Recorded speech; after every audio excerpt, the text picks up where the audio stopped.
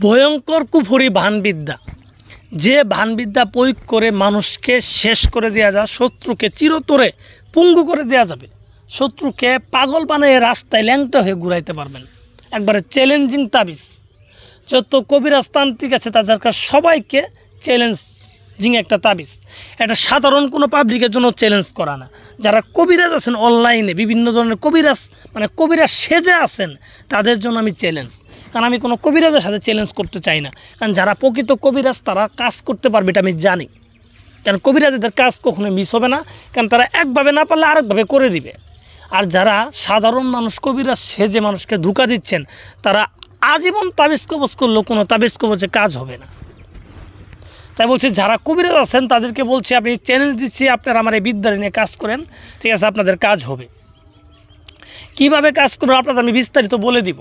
আর এটা কোন কোন ব্যক্তির জন্য কাজ করবেন তো আমি বিস্তারিত বলে দিব। আপনারা আমার কথাগুলো মনোযোগ দিয়ে শুনে ভিডিওটা ফুল দেখেন, তাহলে কিন্তু আপনারা বুঝতে পারবেন।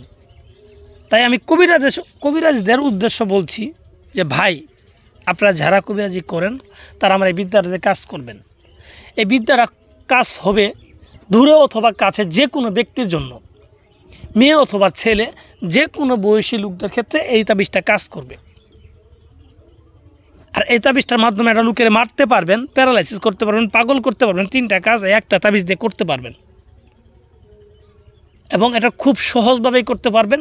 আপনি যদি চুল পরিমাণ অভিজ্ঞতা থাকে, তাবিজ লেখার যদি একটা অভিজ্ঞতা থাকে, আপনি যদি লেখেন আপনার কাজ হয়ে যাবে। কারণ এই তাবিজটা আমার ইজাজতে যাচ্ছে, এই তাবিজটা আমার অনুমতিতে যাচ্ছে। আমি ফুল অনুমতি মন থেকে খুশি হয়ে আপনাদের আমি দিচ্ছি। এর জন্য আপনারা শুধু কাজটা করতে পারলেই আপনাদের কাজ হয়ে যাবে। তো যাই হোক, আমি কথা বলবো না কীভাবে তাহলে করবেন, আমি আপনাদের বিস্তারিত বলছি, আপনারা আমার কথাগুলো শুনেন। প্রথমত তাবিজটাকে বুঝবেন যে কোন জায়গায় কি লেখা আছে আর কেমনে লেখা আছে, এটা সুন্দরভাবে বুঝবেন। বুঝে আপনার পার্সোনাল ডায়েরিতে লিখে রাখবেন এই তাবিজের নকশাটা। তো লিখে রাখার পর এই ডায়েরির উপর একটু আতর দিয়ে, আগরবাতির ধোঁয়া দিয়ে তাবিজটাকে জাগ্রত করে রাখবেন।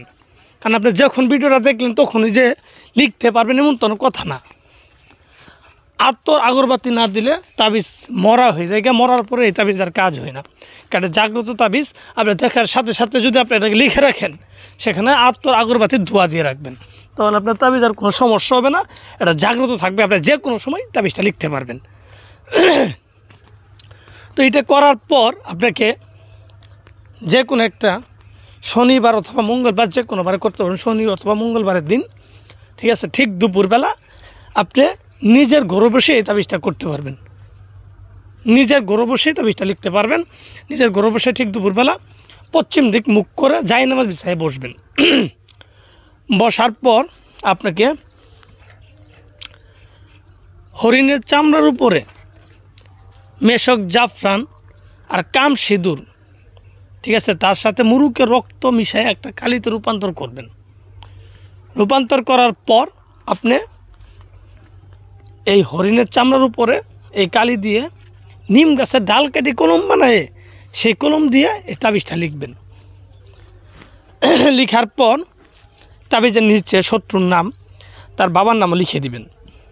মেয়ে হলে ওই শত্রুর নাম, তার মায়ের নাম লিখে দিবেন। লিখে দেওয়ার পর আপনি তাবিজের অপর পৃষ্ঠায় শত্রু কী ধরনের ক্ষতি চান, কী করতে চান সেটা উল্লেখ করে দিবেন। উল্লেখ করে দেওয়ার পর 2টা তাবিজে লিখবেন, 2টার ভিতরে কিন্তু উল্লেখ করে দিবেন, ঠিক আছে। উল্লেখ করে দেওয়ার পর তাবিজ 2টা তামার মাদুলিতে ভরবেন। তামার মাদুলিতে ভরার পর এই তাবিজ 2টাকে প্রথমত একটা তাবিজ নেবেন। একটা তাবিজ যে কোনো একটা শিং মাছের গলায় বেঁধে একটা নদীতে ছেড়ে দিবেন। যে কোনো একটা শিং মাছের গলায় বেঁধে একটা নদীতে ছেড়ে দিবেন। ছেড়ে দেওয়ার পর আরেকটা তাবিজে থাকবে, সেই তাবিজটাকে গরম পানি করে সেই পানির মধ্যে দিয়ে তাবিজটাকে সিদ্ধ করবেন। সিদ্ধ করতে এতটাই হিট করবেন, অনেক তাবিজ প্রচুর হিট করবেন।